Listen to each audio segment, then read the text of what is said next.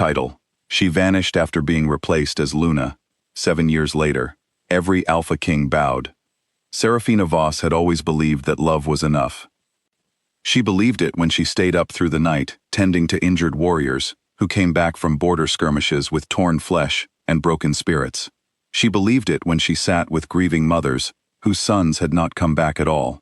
She believed it when she organized food distributions during the hard winter, when she memorized the names of every wolf in the Ironveil Pack, every child, every elder, every quiet soul, who never asked for anything, but needed someone to notice them anyway. She believed it right up until the moment her mate stood on a glittering stage and told the entire world that she was not enough. The night of the Crescent Gala was supposed to be a celebration. The grand hall of the Ironveil territory had been decorated with hundreds of ivory candles, and the most powerful wolves on the continent had gathered in their finest clothes. Seraphina had worn a deep green dress that Darian himself had chosen for her. She remembered thinking, as she looked at herself in the mirror that evening, that she had never felt more certain of her place in the world. She was Luna. She was loved. She was home. Darian Crest was a tall man, with sharp features, and the kind of authority that made rooms go quiet when he entered. Seraphina had loved him sincerely for 3 years. She had trusted him with every part of herself. So when he called her name from the stage and asked her to join him, she walked forward with a smile, thinking he was about to announce something wonderful. Instead, he spoke the rejection words. They were ancient words, formal and final, and every wolf in that room understood exactly what they meant.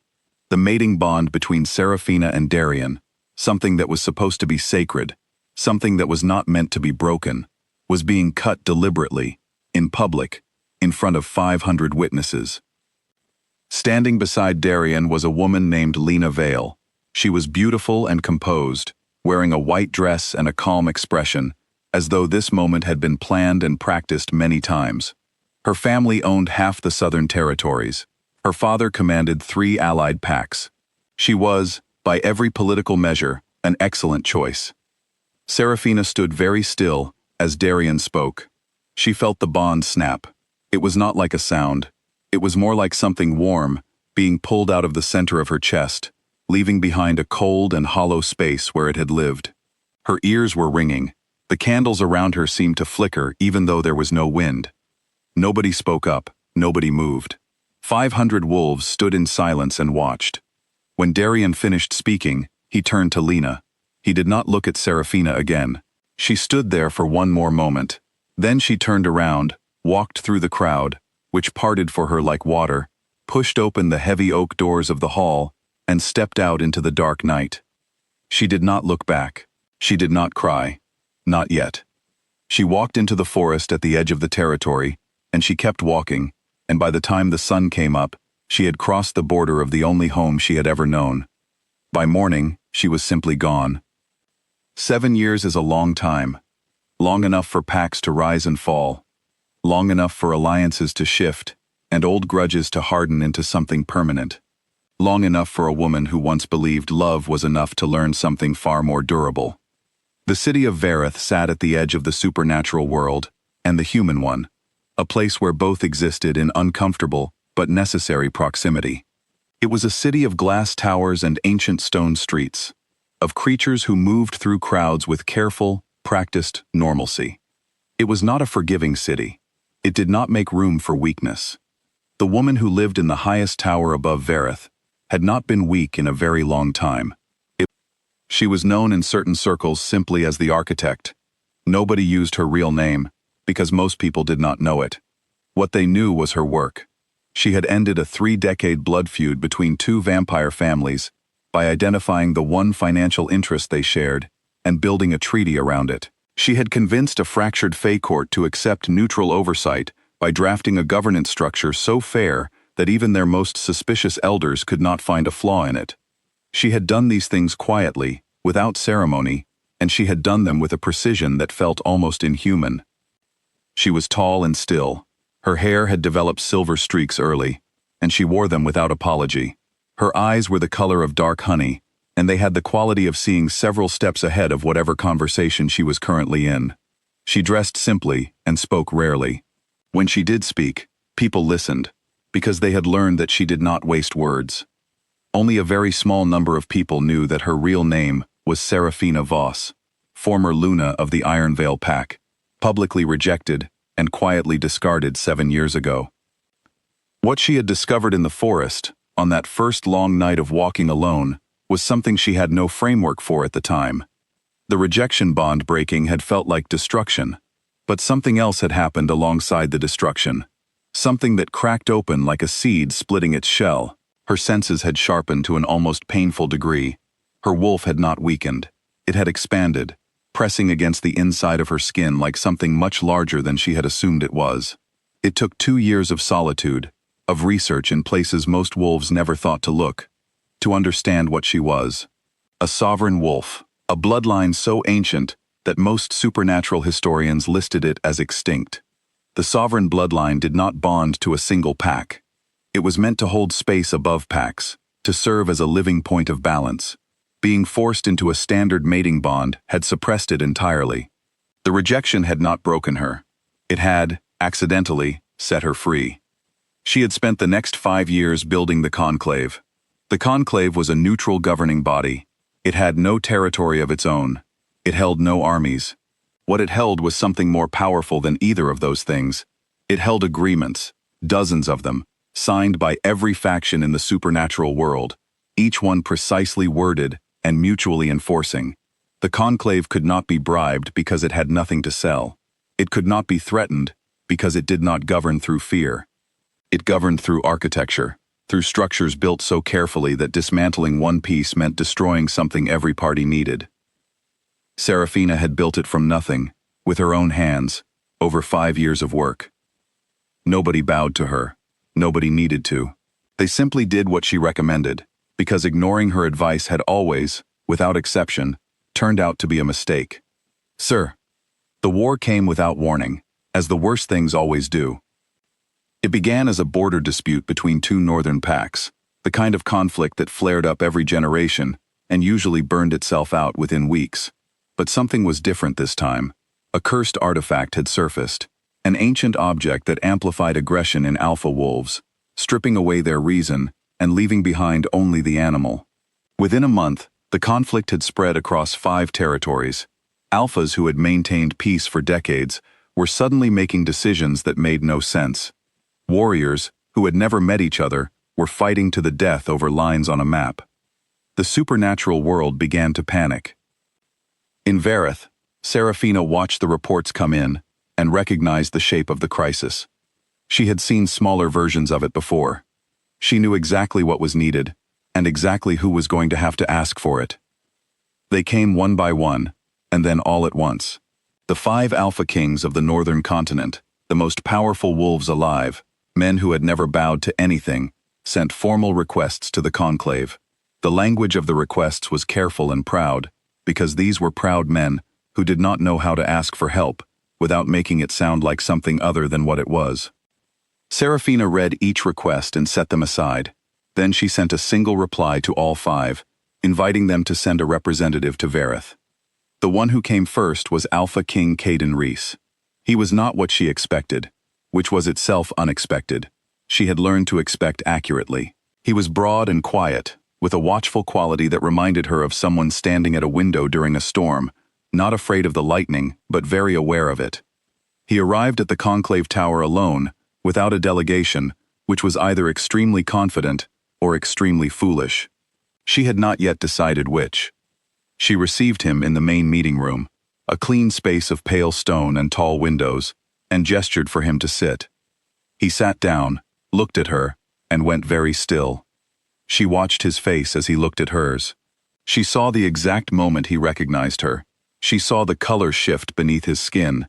She saw the way his hands, resting on the table, tightened slightly. He had been at the Crescent Gala. She had clocked that fact before she even sent for him. "Tell me about your war," she said. He told her. He was thorough and honest, which she respected. He did not minimize the role his own pack had played in allowing the artifact to go untracked. He did not exaggerate his enemy's responsibility. He simply laid out the facts in sequence, and she listened without interrupting. And when he was finished, she asked 3 questions that made him pause each time before answering, because they went directly to things he had not said out loud. The meetings that followed over the next 2 weeks brought the other 4 Alpha Kings through the tower one by one. Each one was different. Some came in loud, some came in guarded. One tried to flatter her. One tried to negotiate before the negotiation had even started. She handled each of them with the same even patience, and she built the peace framework piece by piece, a structure that accounted for every fear and every ego in the room without ever naming either directly. Caden was there for most of it. He watched her work with an expression she could not fully read, which was unusual. And then Darian arrived. He did not send a request through the formal channels. He simply appeared, accompanied by 2 advisors, looking like a man who had rehearsed something and then forgotten it entirely upon arrival. His pack had suffered more than any other in the war. He needed the conclave's help badly enough to come in person. He walked into the meeting room and saw her. The silence that followed lasted approximately 4 seconds. It felt much longer. Seraphina looked at him with the same calm expression she gave everyone. "Alpha Crest," she said. "Please sit down." Something moved through his face. It was complicated and private, and she did not dwell on it. She had long since stopped being interested in what Darian Crest felt about things. She gave him the same briefing she had given the others. She asked him the same quality of questions. She did not treat him with coldness, because coldness would have been a form of attention, and she had no attention to spare for old wounds. She treated him with the one thing that was, she had learned, far more complete than anger. She treated him as unremarkable. The Alpha Kings noticed. They noticed the way she did not look at him differently, and they noticed the way he looked at her, with the helpless recognition of a man counting the full cost of a decision made 7 years ago. They were perceptive creatures, all of them. They understood loss. They understood what they were seeing. The final summit came on a cold morning in late autumn. All 5 Alpha Kings were present, along with representatives from the vampire courts, the Fae Council, and 4 independent shifter clans. The room was full and very quiet. Seraphina stood at the head of the table and presented the peace framework in its complete form. It was the best work she had ever done. It was structured in 3 tiers. The first addressed the immediate war, a ceasefire enforced through shared resource agreements that made continued fighting more expensive than peace. The second established permanent border protocols backed by conclave oversight. The third restructured supernatural governance across the continent, placing the conclave as a binding neutral authority with agreed-upon mechanisms for dispute resolution that removed individual alpha judgment from situations where that judgment could not be trusted. She explained it clearly. She answered every question without impatience. She had anticipated most of the questions before they were asked. When she finished, the room was quiet for a moment. Then Alpha King Caden Reese stood up. He looked at Seraphina across the table, and he bowed. It was a full, formal bow, the kind a wolf gives to someone whose authority sits above his own. The movement was deliberate and unhurried. It meant something specific, and everyone in the room knew what it meant. One by one, the other 4 Alpha Kings rose from their chairs and bowed. 5 of the most powerful wolves alive, in one room, acknowledging one woman. The room stayed silent. Nobody needed to say anything. The meaning was already complete. Seraphina looked at them each in turn. She did not smile in triumph.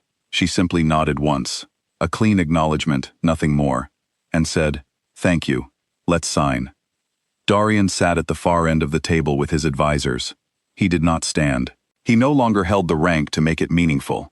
He watched the Alpha Kings bow to the woman he had rejected in a candlelit hall 7 years ago, and whatever he felt in that moment, he kept entirely to himself. He signed the agreement when it reached him. His hand was steady. That was all she noticed, and all she chose to notice. Satyr. Afterward, Caden found her alone on the observation deck above the tower. The city spread out below them in the cold autumn light. He stood beside her without speaking for a moment, which she appreciated. Then he said, "I was there that night." "I know," she said. "I should have spoken." She looked at him. He was not asking for forgiveness. He was not offering excuses. He was simply stating a true thing plainly, and accepting what it meant about him. "Yes," she said. "You should have." He nodded. He did not look away. She turned back toward the city. "That is why," she said quietly, You were the one I sent for first." He was quiet for a moment, then, "To test me. To see," she said, "if 7 years had made a difference." She did not tell him what she had concluded. She did not need to. He was a perceptive man, and the fact that she was still standing beside him was its own kind of answer. Below them, the city moved and breathed and continued, indifferent to the fact that something important had just been settled.